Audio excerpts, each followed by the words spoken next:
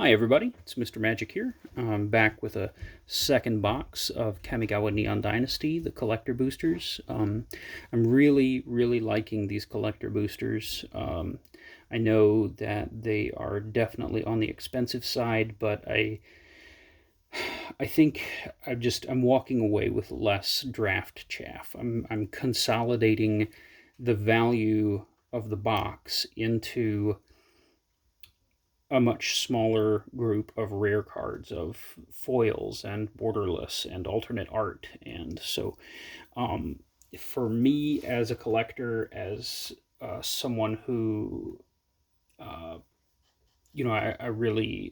I'm thinking about the long-term value of Magic cards and the fact that they appreciate faster than mutual bonds and stuff like that.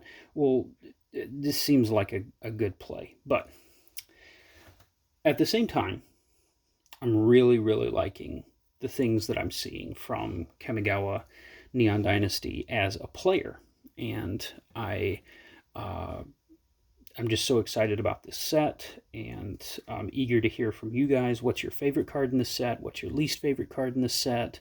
When you're looking through this with me, and you think, oh, he's got one of those, that needs to go in the Goblins deck, or that needs to go in the Lathril deck, then, let me know those kinds of things. All right, so here we go.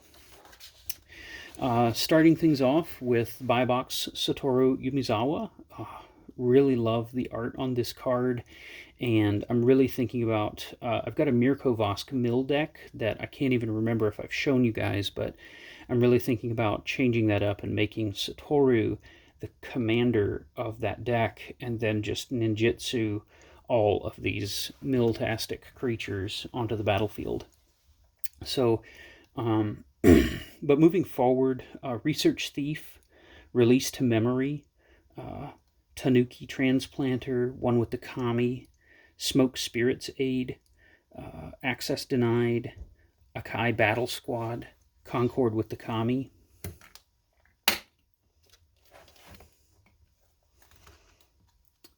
Collision of Realms, Lightpaws the Emperor's Voice, the Ogre Head Helm. And tell me what you guys think about this reconfigure feature. Artifact creatures that are entering the battlefield, but that you can change them into equipment. I like it. I think it's a good thing. I think options in Magic is always a good thing. Options is power. But Iganjo Uprising, the Showcase foil. The Myojin of Roaring Blades, Scrap Welder, Shigeki the Jukai Visionary. This is the Showcase version. March of the Wretched Sorrow, Ishin the Two Heavens is One. This is the borderless foil. I really like this card, and I think I've heard that it is the most anticipated commander from this set.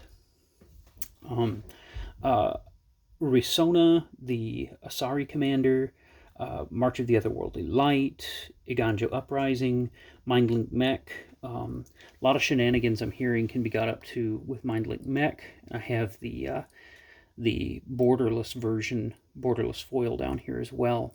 The Kodai Soul of Kamigawa, the Biting Palm Ninja, Weaver of Harmony, foil Greasefang Okiba Boss. I don't play a lot of Orzhov, but people seem to like Greasefang.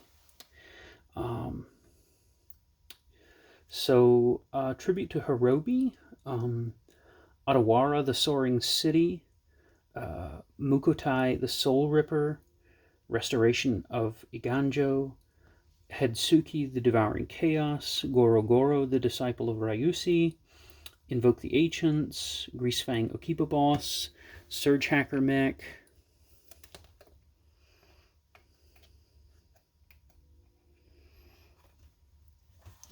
Shigeki, the Jukai Visionary, Cyberdrive Awakener, Iganjo, the Seat of the Empire, and this is the borderless foil.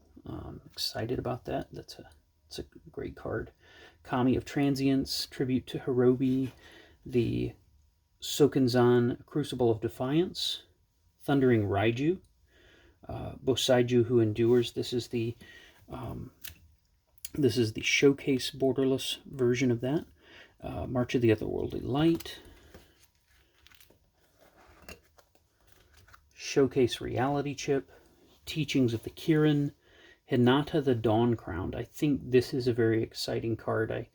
I'm interested to build a commander deck around Hinata. Inventive Iteration, the Mirror Box, that's definitely going into my Kodama Sakashima deck. Kotori the Pilot Prodigy, another Kodai, the Soul of Kamigawa, Reality Chip, Jugan Defends the Temple,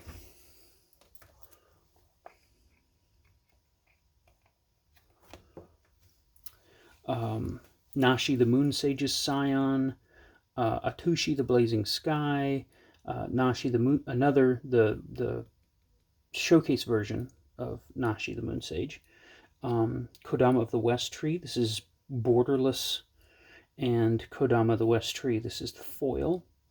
Then this is Tamiyo the Completed Sage, and it's the Phyrexian text. Very, very cool card. If only I had pulled the foil version of the Phyrexian text. That's like $130 right now, but I feel like Tamiyo is gonna go places in price. Kaito Shizuki, I pulled one of those in each of the boxes that I've opened so far, and he is a very cool Planeswalker. I don't run Planeswalkers very much in my commander decks. That's just not really my style, but but some of them are very, very cool. Like I own Ren and 7, and it's hard not to put Ren and 7 into a landfall deck. But then, so I'd love to hear in the comments what you guys think about the Phyrexian text. I look at this and I get the lore, I get the ethos, I get the whatever, but I can't read any of this. And so then you look at something like a Korean version of a card or a Chinese version of a card, and it might run at just a fraction of the English variant, but then you've got something like Tamiyo the Completed Sage, and the Phyrexian text is completely indecipherable to an English reader, and the price is off the charts. Where the Korean version is legible to people who read Korean, the Chinese version is legible to people who read Chinese, but nobody reads Phyrexian, so why is that card more expensive? Somebody can explain that to me. As you know, I would like to understand that. I feel like market movement should make sense. And if there's a good reason for that, then please let me know. So those are my closing thoughts. Love to hear from you guys about Tamiyo the Phyrexian. Love to hear what's your favorite card, what's your least favorite card, what were my good pulls, what do I need to do to different decks, what do I need to add or edit or take out. Thank you guys so much. This is Mr. Magic.